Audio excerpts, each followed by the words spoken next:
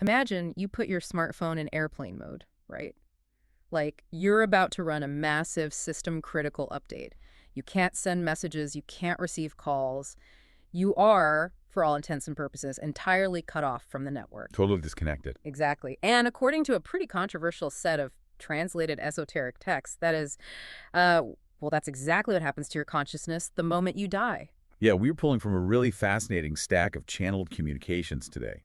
They're attributed to a source known simply as Entity A. Right, entity A. And these texts contain this highly specific, incredibly intricate chapter on survival after death.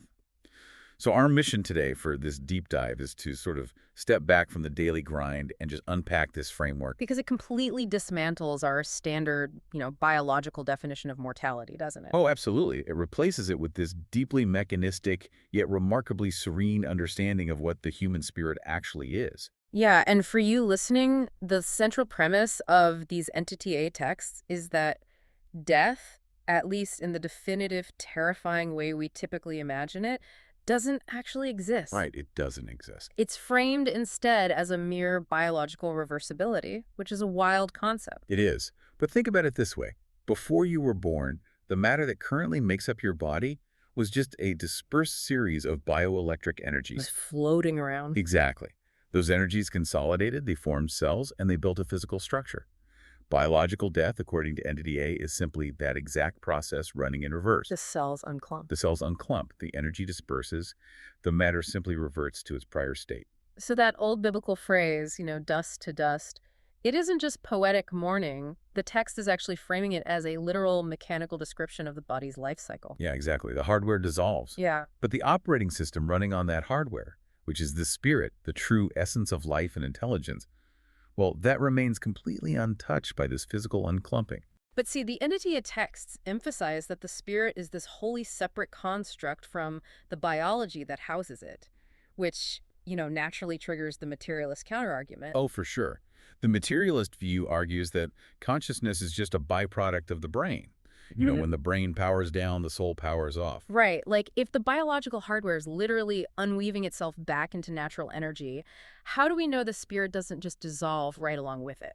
Well, the texts counter that materialist thesis by pointing to a really specific, continuous friction in our lives, the lifelong conflict between our biological instincts and our spiritual unconscious. Oh, right. Because if the human spirit were nothing more than a biological byproduct, it would just behave according to biological laws. Precisely. It would be perfectly aligned with physical survival, dominance, and propagation. A pure product of nature cannot act contrary to nature. I mean, if we were just highly evolved biological machines, we would never suppress a raw instinct in favor of, like, an abstract principle. Biology doesn't care about ethics. It doesn't care at all. It doesn't care about social justice. It just cares about caloric intake and surviving the winter. Yet humans constantly deny our physical bodies what they instinctively want. We do. We sacrifice our own biological advantage all the time to maintain inner peace. And the text argues we do this to avoid the agonizing destruction of remorse. Remorse, wow. Yeah, remorse is a purely anti-biological phenomenon. When you act against your inner spiritual ethics, even if that action totally secures your physical survival, you suffer emotionally. Right. And that friction, according to Entity A, proves the spirit is operating on a totally independent set of laws. Okay, so think of the human body as a computer. The hardware is pre-programmed with this basic ruthless survival code. But the spirit is an entirely different operating system running on top of it. I love that analogy, yes. And this OS frequently just refuses to execute the hardware's primary commands. So my question is, and this is what the text gets at, if this spirit spends its entire earthly existence successfully refusing to obey the laws of biology, why on earth would it suddenly surrender to the ultimate biological law of death? It wouldn't. It just wouldn't. Because the spirit has never played by the rules of physical nature, it simply bypasses the physical rule of biological death entirely.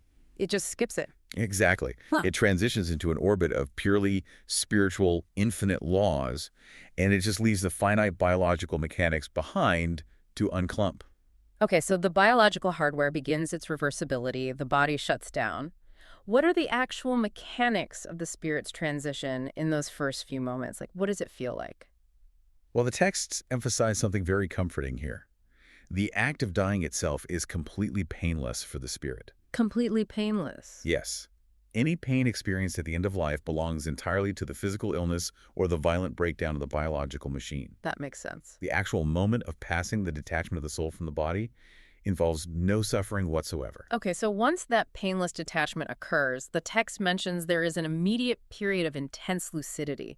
Like for the first 1 to 2 days, the soul remains wide awake. Very awake. It observes its deceased body. It is acutely aware of its surroundings, and it can deeply feel the grief of the surviving loved ones mourning the loss. Yeah, it feels everything they're feeling. But that initial lucidity doesn't last. Following this brief window of earthly awareness, the soul slips into what Entity A calls a lethargic sleep, or letargo. Letargo. Right. And this sleep typically lasts roughly 3 to 4 earthly months. Though, the texts do note the timeline shifts depending on the individual's level of spiritual evolution. And this is where the smartphone in airplane mode comes back into play for you listening. During this lethargic sleep, the soul is in a completely impenetrable state. Totally locked down. It cannot communicate with anyone on the physical plane, and no one can communicate with it. It is absolute sensory deprivation. But wait, I have to push back here. Why force the soul into complete isolation right after it detached? Sounds harsh, doesn't it? It does. Severing that connection while loved ones are actively grieving feels almost punitive. Like, what is the functional necessity of this impenetrable sleep? It's fundamentally about protection. It's about severing the earthly pull. When the detachment first happens, the soul's magnetic connection to its earthly life is still intensely strong. Oh, I see. Yeah. If it remained conscious and connected to the physical plane, it would be continuously dragged backward by the overwhelming grief of the living. It would just get stuck. Exactly. It would remain trapped in a state of chaotic, emotional tethering, unable to process the transition at all. It needs a vacuum, like a clean break to properly load the new operating environment. A necessary vacuum, yes. Because the spirit is utilizing this impenetrable sleep to focus entirely on a deeply personal, impending life review dream. A life review dream. Right. It sequences through its entire earthly existence, re-experiencing the major actions and profound moments of the life it just completed. It's basically gathering the data of its existence without any interference from earthly noise. Wow. Okay, so while isolated in this dreamlike state, reviewing its earthly sequence, the soul is basically preparing for judgment. And this brings us to what I consider the most revolutionary shift in the entire framework. Oh, without a doubt. It completely upends traditional philosophies about who exactly is waiting at the end to hand down a verdict. God is not the judge. Let's repeat that. God is not the judge. The texts are completely explicit about this. There is no external deity weighing your deeds on a cosmic scale or sitting on a throne to cast a final vote. Which is how almost every tradition paints it. Right. But Entity A says, upon waking from the lethargic sleep, the soul acts as its own absolute, impartial, and severely equitable judge. You wake up and you're sitting across the table from yourself. But we humans are notoriously brilliant at rationalizing bad behavior. We are experts at it. Right. We construct elaborate excuses for everything. We blame our upbringing, our exhaustion, the people around us. If I'm my own judge, I feel like I'm just going to let myself off the hook. How does the text account for our endless capacity for self-deception? Well, that skepticism makes total sense if you assume the earthly ego is doing the judging. Oh. But the biological brain, that physical mechanism that generates those rationalizations, fears, and excuses, that's dead. It's gone. Right, the ego was part of the hardware. Exactly. The awakened spirit operates in a state of absolute, unclouded spiritual clarity. In this post-letargo state, self-deception is literally structurally impossible. The spirit confronts its successes and failures with brutal, pure honesty. So it's not judging itself against some arbitrary universal law, but against a specific program. The texts actually claim the soul pre-selected a syllabus before it even incarnated on Earth. Yeah, the soul chooses its curriculum. Yeah. So a spirit might intentionally select a life of profound physical suffering to truly comprehend the nature of empathy, or maybe a life of immense wealth to test its capacity for spiritual detachment. Oh, wow, so you pick your text. You pick the tests. Yeah. And upon waking, the spirit evaluates its earthly performance against that specific pre-birth program. Did it learn the abstract lesson it set out to master? But there is a crucial nuance here regarding what actually goes on the scorecard, right? The soul only holds itself accountable for actions it truly willed. Yes. This is so important. It completely disregards biological impulses or bodily actions that escaped its spiritual control. Really? Yeah. If a physical instinct, a chemical imbalance, or a moment of pure biological survival overtook the body, and the spirit was powerless to override it, the spirit does not hold itself responsible. It just writes it off as a hardware glitch. Exactly. It evaluates only the profound, spiritually engaged moments where it possessed true agency and choice. But if the spirit evaluates its willed choices in total clarity and realizes it failed its program, it can't just brush it off, it has to fix it. So how does it actually repair a mistake made in a body it no longer has? Well, when the soul objectively perceives its failures against its chosen program, it experiences this intense, desperate desire to heal or expiate those mistakes. So it wants to fix them. Desperately. And this deep inner suffering over missed opportunities is what NEDA describes as a self-imposed purgatory. A self-imposed purgatory. Yes. It isn't a realm of eternal fire or external punishment from a grumpy deity. It is the agonizing internal friction of perfect self-awareness. Realizing you held the pen, you chose the test, and you failed to execute. Oof. That is heavy. But it's also, I don't know, empowering. Because if the soul is measuring its success solely against a pre-selected program of spiritual growth, that completely changes the currency of earthly life. It changes everything. It fundamentally alters how we view our daily chores, our careers, and even our suffering. It does. Because the texts argue the spirit places absolute zero value on the mundane, literal trivialities of human society. Right, like wealth, social squabbles, professional titles. The spirit discards all of it. Earthly experiences only carry weight in the afterlife for the abstract spiritual meanings they provide. So if your earthly occupation is, say, working as a carpenter, the literal act of cutting wood and constructing chairs is useless once the body dies. Totally useless. There is no physical wood to cut in the spiritual realm. The specific trade doesn't transfer. Right, but the abstract lessons do. Exactly. The literal physical actions dissolve, but the abstract lessons extracted from that labor, the development of willpower, the necessity of consistent activity, the drive to create, the cultivation of patience, those conceptual gains become permanent assets to the evolving spirit. The spirit harvests the abstract meaning and just tosses the physical props. Exactly. So Earth is essentially an intense escape room or like a high-resistance training facility for the soul. Spiritual gym. Yeah. Yeah. The props inside the room, your bank account, the car you drive, the frustrating coworker you deal with every single day, they're just heavy objects designed to create friction. Yes, the objects themselves hold absolutely no value. The only thing that matters is the problem-solving muscle you build by interacting with them. And that high-resistance environment makes Earth the uniquely perfect school for difficult virtues, doesn't it? It really does. The texts use the example of fraternity, or true brotherhood. Practicing fraternity is remarkably difficult on Earth because it is constantly obstructed by biological competition, resource scarcity, and deep societal division. It is the ultimate hostile environment for selfless cooperation. Which is exactly why mastering it here yields such profound spiritual growth. And the text notes something fascinating about this process.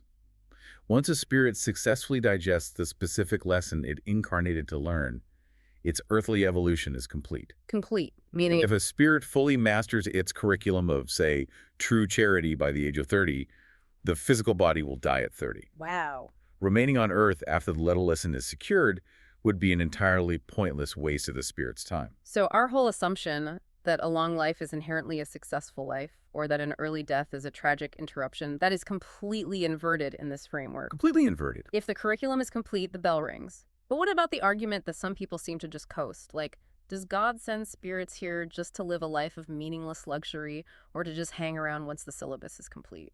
Entity A explicitly states that spirits are not created for the amusement of earthly revelry or banal existence. So nobody is just here to kill time. No one. Mm. Beneath the seemingly mundane surface of human society, profound, hidden spiritual necessities are continuously being fulfilled. Every interaction, every frustration, every mundane Tuesday is a calculated opportunity to extract abstract value. That is wild. When you pull all of these threads together, you realize this framework doesn't just neutralize the terror of mortality. It injects an almost intimidating level of purpose into every waking moment. It really does. The friction of your daily life isn't random, pointless suffering. It is the exact resistance your spirit requested to build its abstract muscles. Exactly. Death is simply the painless unclumping of the biological hardware, allowing the operating system to transition into an impenetrable sleep where it sequences the data of your life. And the ultimate judge waiting at the end of that sleep isn't an angry deity, but the purest, most brutally honest version of yourself, evaluating how well you navigated the illusions of biology to extract the abstract meaning you came here for. It demands a radical shift in perspective.